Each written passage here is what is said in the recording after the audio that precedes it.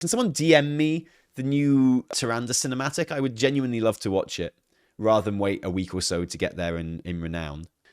Spoilers for stuff that's on Wowhead. So this is like the quest leading up to it, which I should watch for context, but I'm not going to. And then there's like a cutscene. Okay, here they all are. All right. Okay, so I've seen one of these, but let's watch this one. Okay, a fully rendered one. Sorry, yeah, spoiler, obviously, right? This seed is everything. So many beloved souls entrusting their fate, their hopes to us. Are we certain it will be safe? Come.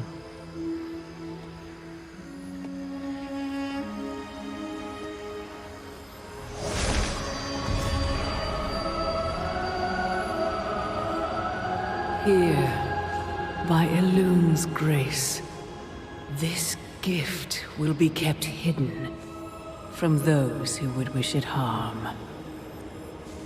Yet the time will come when it must leave the cradle of the dream and take its place in our world. And when it does, its protection will fall to us.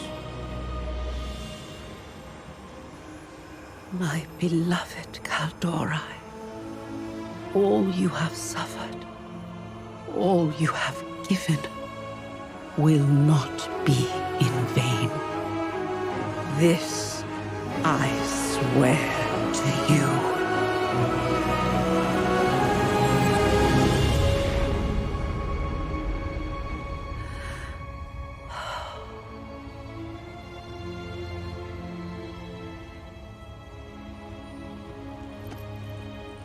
What is it, my love?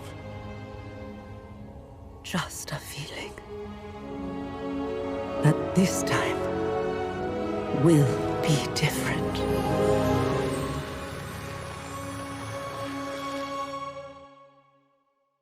Okay, that's really cool. But then they need to get Ysera back for some reason. I'm not going to watch all of the questing, right? I know I should. So that's the cinematic there, where they put the thing into the ground. And then what happens in the questing? They need to get into the dream, right? Oh, they've put up a barrier. Okay. A way in life is closed. Have they trapped them in the grove? Is that what they've done? Theory Gareth has had. Could we do it?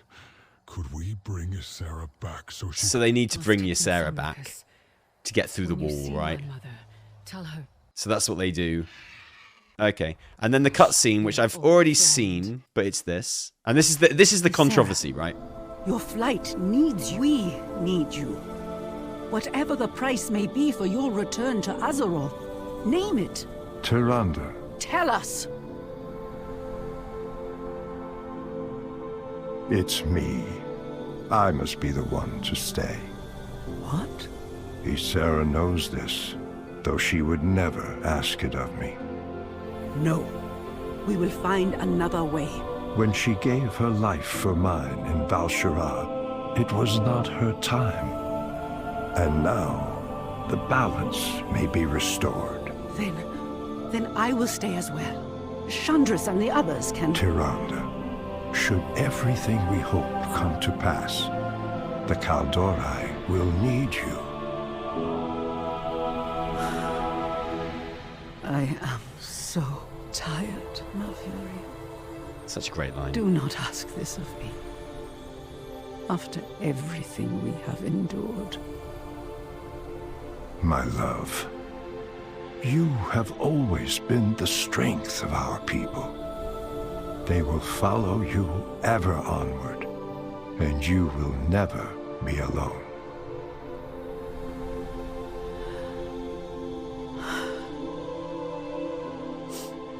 Until I see you again, I will dream of the night we may truly rest together.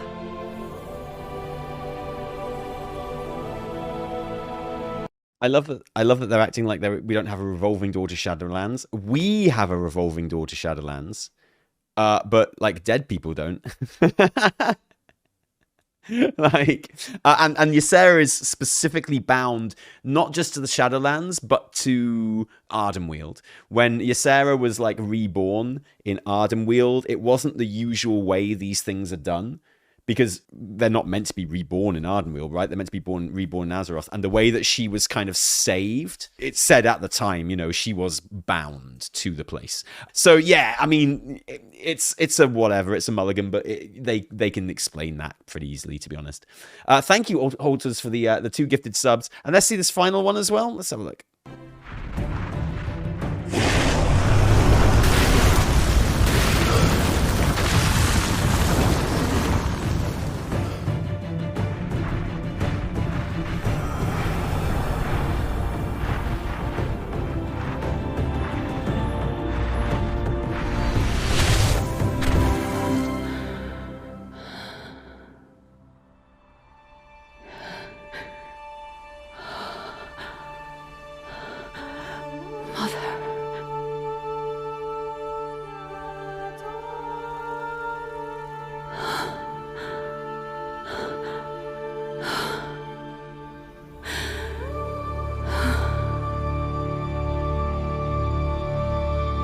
Okay, that's great. So, I mean, I am going to do something now because I trust you. Let's look at the comments here. Renown 19 already. Yeah, that's what I'm most upset about, is that someone's already at Renown 19, honestly. Why bring Ysera back if she's not going to take charge of the flight?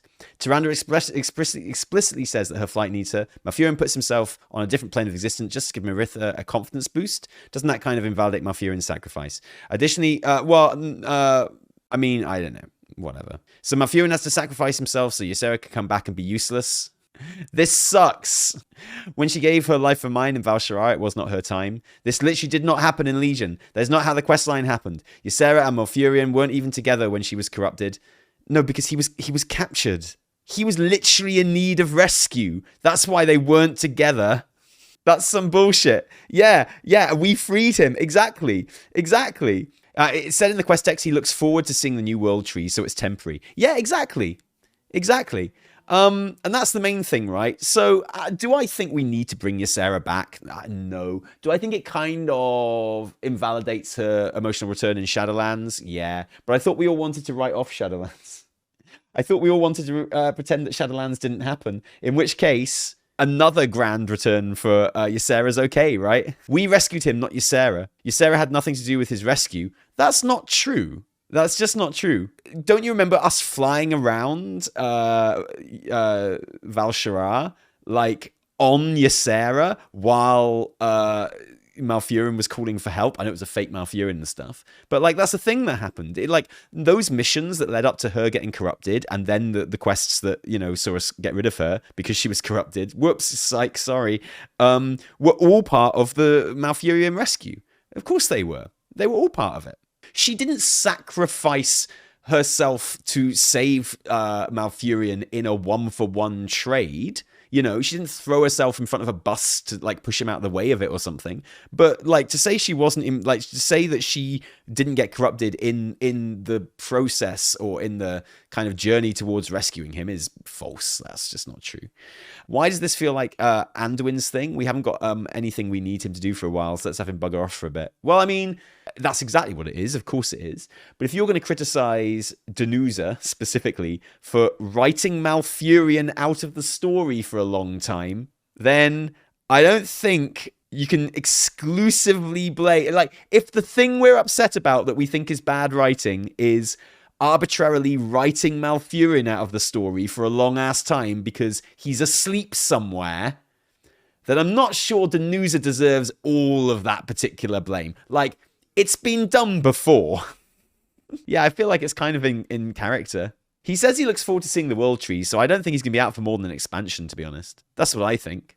I suspect Ysera's return to Azeroth has a time limit. She cannot stay indefinitely. Plus, I'm getting vibes about to see... Yeah, okay, so here's the thing, right? What does this mean in terms of, like, the long-term story? It's nice to see Maritha get a chance to cuddle her mum again. I think that's really, really cool. It means she's going to get a chance to say goodbye to her mum as well when she returns back to Ardenweald, which I think is really cool. And what does it mean in terms of the Night Elf story?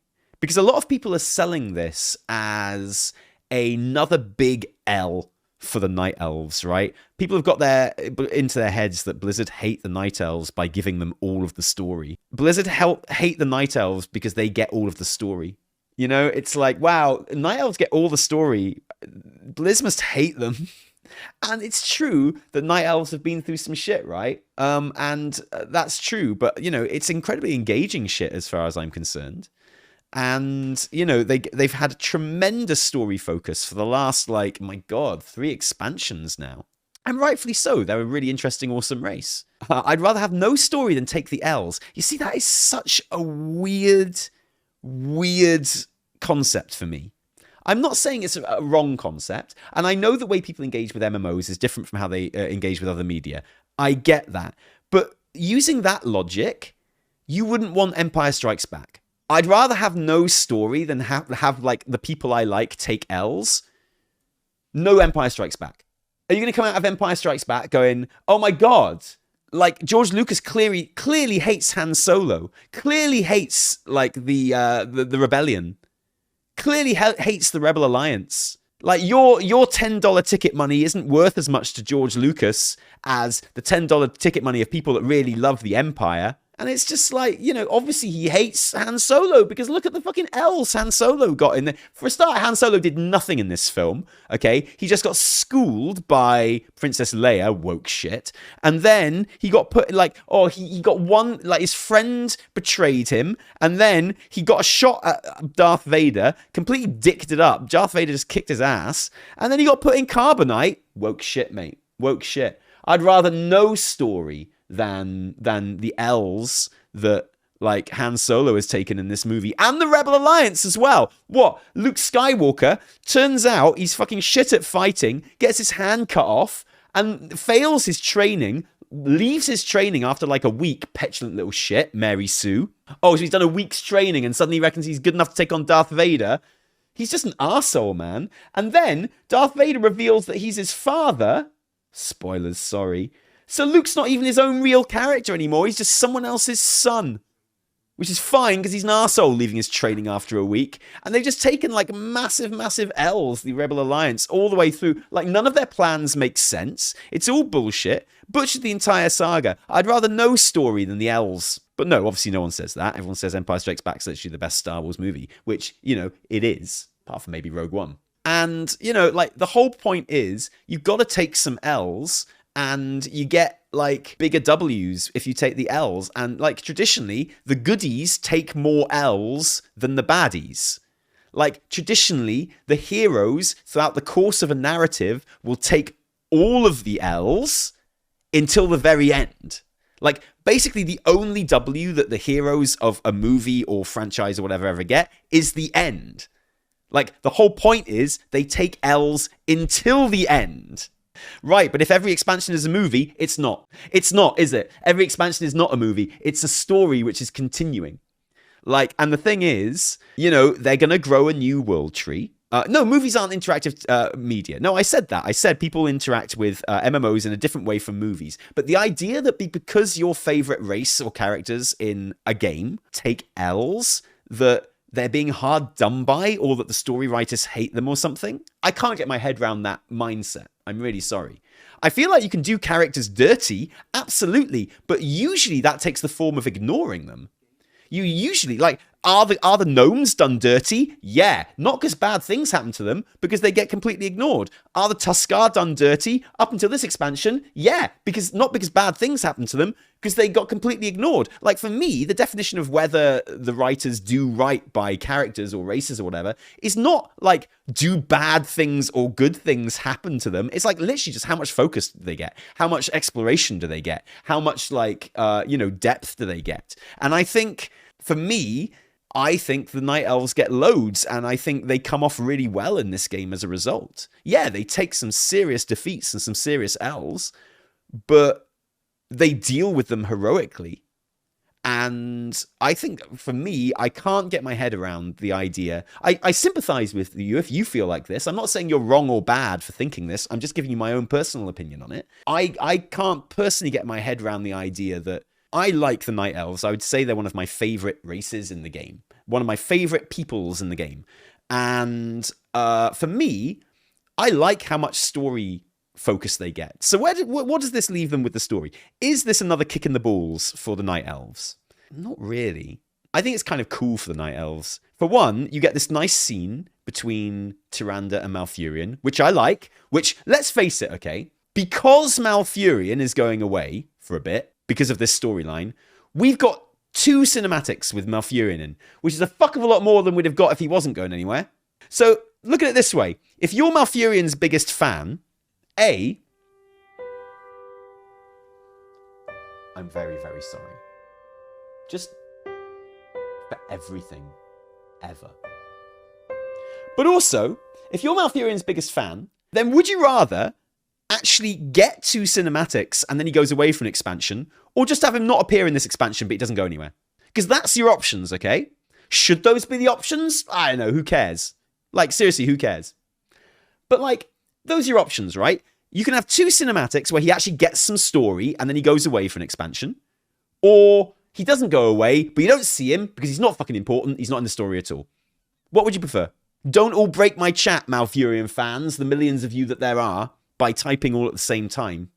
No, you just don't want to take the L's. Okay, well, that's fair enough. But I mean, I think this is the best you're going to get, honestly.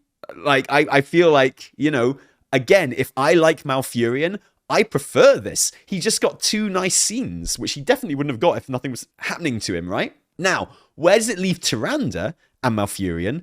In an even better spot than before. Because when will Tyrande, according to the dialogue here, when will Tyrande see Malfurion again?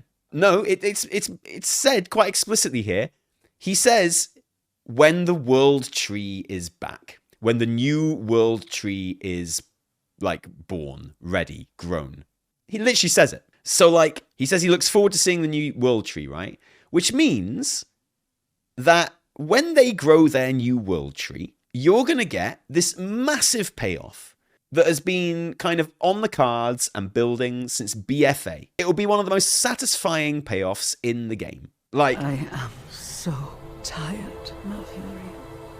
Just one fucking thing after another, you know? And, like, that was such a cool line. The actress delivered it so well. It's going to be such a great payoff. You're going to get a new world tree. I've got a feeling that the spirits from within the seed there, i.e. all of the Night Elves that died in BFA, in the Burning of Teldrassil, will be inhabiting or existing in the new world tree in some way, which would be really, really cool. And Malfurion's going to come back. So you'll have, like, this grand Night Elf catharsis of the new home and the new world tree, but you'll also have, like, a more personal moment with Tyrande and Malfurion, and then they can get down to kind of rebuilding, you know, stuff as it's supposed to be.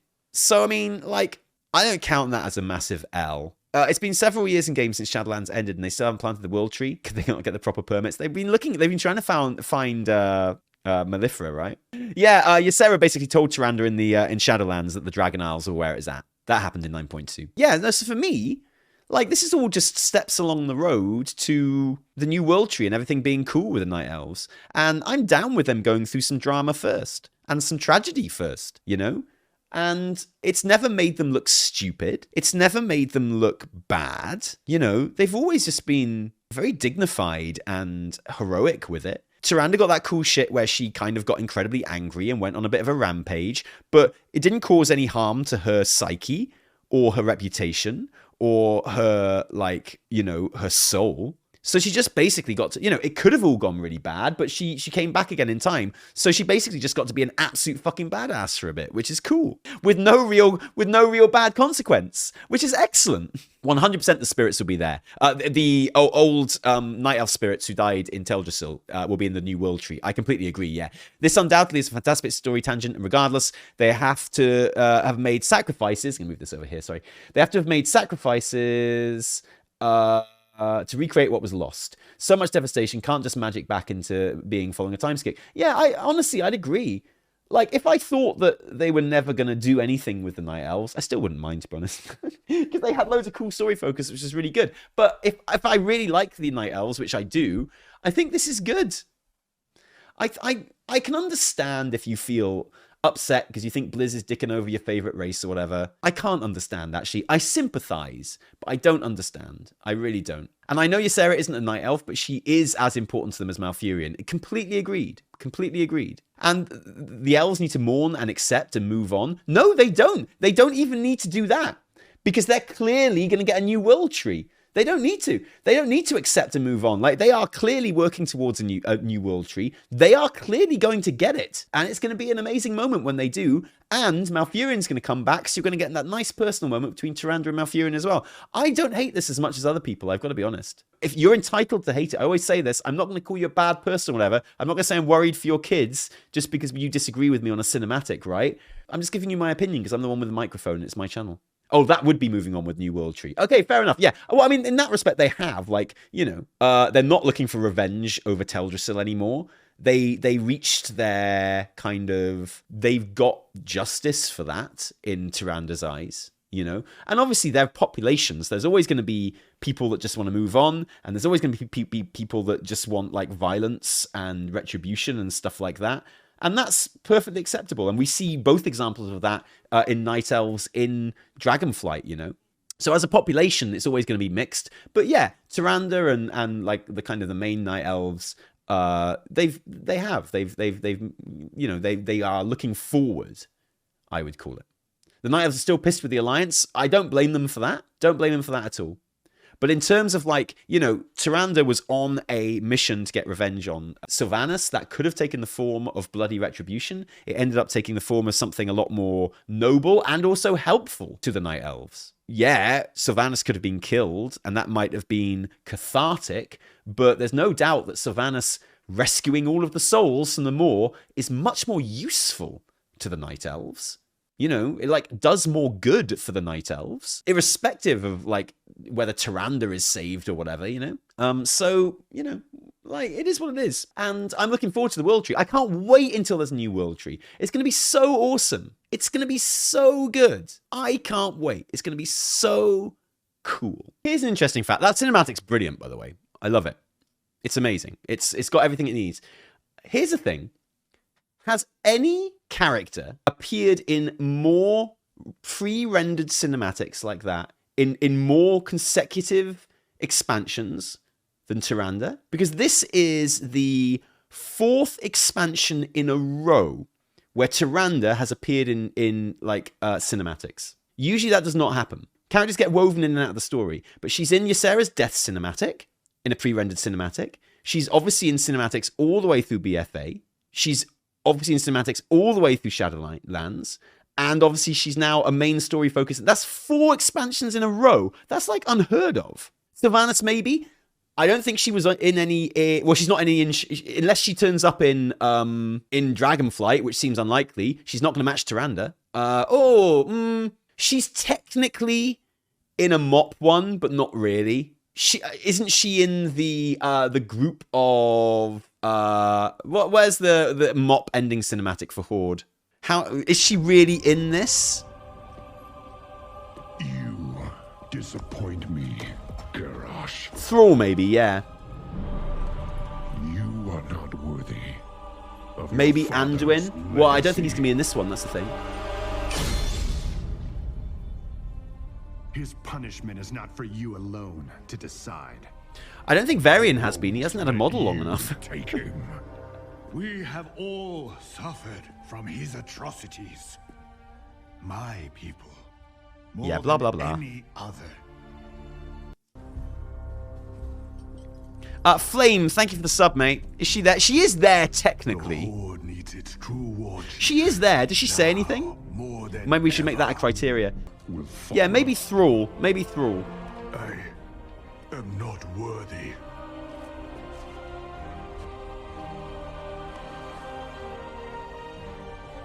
But She I does a will head give nod, my right? all for the Horde.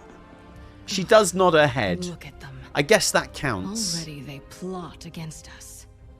Seize this moment, Varian. Eradicate the Horde. Dismantle. Oh, dismantle, the sorry. Horde. Whoops. Should have done. Anyway. Yeah, but Tyrande's appeared, like, in 4 expansions in pre-rendered cinematics now. If we count that for Sylvanas, Sylvanas has 2. I wouldn't mind betting Thrall has as well. But Tyrande has to be the only Alliance character who has. I feel like she has to be the only character that's appeared in that many consecutive expansion cinematics. Interesting. So I mean, yeah, she's got like you could make a Anduin. Does Anduin appear in like MOP cinematics? Well, wait, hang on. Is Tyrande in this? Is she in the Alliance group? Father, what are you doing? Okay, Anduin, we have to count him. What a MOP. king must. I will speak. Men. The Horde. Us. See. I don't think Tyrande's here, is she? Seize this moment, Varian. Okay, so Anduin has also been in 4 expansions worth, but I feel like Tyrande has got much more focus than. Must. Will speak. We are being pretty generous with the cinematic definition of being in a cinematic here, I think. The Horde has committed. No, Tyrande's not there. Oh, yes, she is. Crimes, Vol'jin. Crimes. Look, committed. if we're counting Sylvanas in this one, we have to count Tyrande. There she is, look. There she is. We'll count that as a half, right? Okay, so I don't think it's unique, not even for Alliance characters, but it's on a par with Anduin. She's got more than Anduin if you count this as a cinematic appearance, which frankly, we're not going to. So she's on a par with Anduin for like the amount of consecutive expansions that she's been in cinematics for. What we're going to do is we're going to have a look at Portagage, right? Now, the reason I'm doing this is because I know that you guys are good and you're not going to cause this guy any shit just because we're looking at his tweets on stream, right? Because I find his tweets really interesting. I very rarely agree with them, but I really like reading them. And I think he kind of presents his stuff really, really well. So actually, we are going to spoilers again for a second. Watch the Ysera stuff with full context. It really seems just even more pointless than the data mine suggested. Like, legitimately, Ysera is not needed for any narrative value whatsoever. There is no point to this development. Unless you see the point as like another setback for Tyrande and Malfurion, you know? And that's the thing. Like, people are brought into stories not just to explore them as characters, but because their character serves a purpose to the greater, like, arc. For me, the idea that Malfurion can come back again with the tree is an interesting one. And also, like, Ysera just being in the world and being able to say goodbye to the other dragons and stuff like that is a character enough reason to do it. In my opinion, you know, I find that in itself is an interesting character thing. Like, is it cool that Ysera comes back and gets to talk to the other dragons? Yeah, probably. But I'm not saying like he's wrong. I'm just giving my own thoughts on what he's saying. You could achieve the exact same plot without shoving Malfurion into a plot corner by just having them need the Dreamer for a big ending moment. Yeah, but like I feel like cause and effect is getting mixed up a bit here. I feel like they wanted to get rid of Malfurion, and this is how they're doing it. Like, the way Porter is writing this tweet makes it feel like he thinks they wanted Ysera back, and the only way they could think of making it happen was to get rid of Malfurion. I don't think that's what's happening here. The Malfurion is like taking an L and having to go, and the kind of sadness about that and the emotion there is the plot point that they wanted. And then you do have Ysera gets to give loads of cool advice to Marithra and stuff if she's going to become the aspect. Yeah, totally. Yeah, I don't see it as pointless, honestly. I disagree with that. It just feels that they only really value Ysera for sappy cinematic moments and not anything of actual thematic significance. I'm not sure I agree with that. I don't think it's pointless to bring Ysera back in the Dragon expansion to hang out with the dragons. And I think I don't know. I feel like Ysera's got some really cool moments beyond sappy cinematic moments, personally. I don't know. I think she's looked very badass a number of times in the last few expansions. She hugs her daughter, be happy. I just don't agree with this. Also, yeah, I was happy when she hugged her daughter, actually. Sorry. I thought it was really cool. I can feel sad about one thing and happy about another thing at the same time. That is possible. Like, I mean, like, yeah, obviously that's going to be a nice thing. I don't understand. I just don't understand. I guess I'm not high IQ enough to understand these tweets, I guess. It's genuinely comedic to have a full pre-rendered cinematic of Tyrande going, I have a feeling this time it will be different. And then 5 minutes, she has to sacrifice her husband indefinitely. You think that's comedic? I mean, I think isn't that like foreshadowing? Isn't that like drama? Isn't that like narrative structure? Yeah, and also sacrifice is the wrong word. You're absolutely right. Sacrifice is the wrong word. Yeah, fair enough. But I'm trying to treat this on its own terms, right? I think that her amazing death cinematic in Legion is being devalued by bringing her back. I disagree, but I would agree that I think her return cinematic in Shadowlands is being devalued by her return.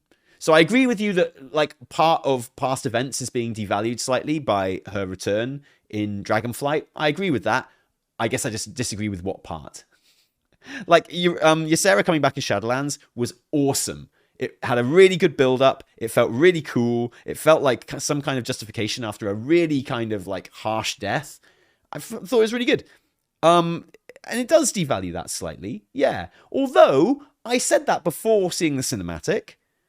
I've got the video evidence. I was always like, yeah, I think it does devalue her coming back in Shadowlands. But I also don't think it's pointless because, I don't know, I just really like seeing her with her daughter. I think it's kind of cool. I think it's worthwhile. I like it. And when you've got kids, maybe you'll agree as well. The entire purpose of Malfurion's sacrifice and Ysera's return is so that she can cause her breath attack on an ice wall. I'm not joking, that's literally it. I don't think that's literally it. That's not it. That's not literally it. I'm sorry, that's just literally not it. Like, I'm sorry. I'm sorry, okay? Ysera is on the loading screen. She's on the aspects loading screen. All these aspects... Oh no, I've zoomed in too much and I don't know how to zoom out. All of these aspects on this loading screen, they've been there all the time, right? And I was like, oh, Ysera's in that loading screen. And everyone was like, it's not Ysera, Tali, you idiot. It's Marithra, you dumbass, you scum. I was like, I don't know, I think it's Ysera. It is Ysera, obviously. We've had this discussion many times on stream. Like, she's on the loading screen with all the other aspects. She's in, like, the collector's edition with all the other aspects. You know? In the pin collection. Like, okay, here's the pin badge collection. The aspects. Alexstrasza. Kalagos. Nosdormu. Rathian. Ysera. If we think the only thing Ysera is going to do in this expansion is breathe, like, fire on an ice wall, I feel at best we're being naive. I feel at best we're being naive if we think, like, that's the reason that she's back. Would you agree? I feel like there's a bit more to it than that, personally, and I would disagree. So if anyone gives Portagage any shit because I've looked at his tweet on this stream, I will ban you from this stream forever. If I see anyone online giving him shit at all, or if my mods see anyone online giving Portagage shit at all, you will be banned from this stream, whether this stream is live or not. Okay?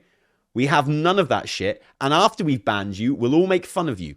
And you won't be able to do anything about it. You'll be able to see us making fun of you. You'll be able to hear us making fun of you. But you won't be able to stand up for yourself. Oh, and we're going to tell some amazing whoppers about you. It's going to be so embarrassing. Okay? That's what's going to happen if I catch anyone giving Portagage any shit from this stream, right?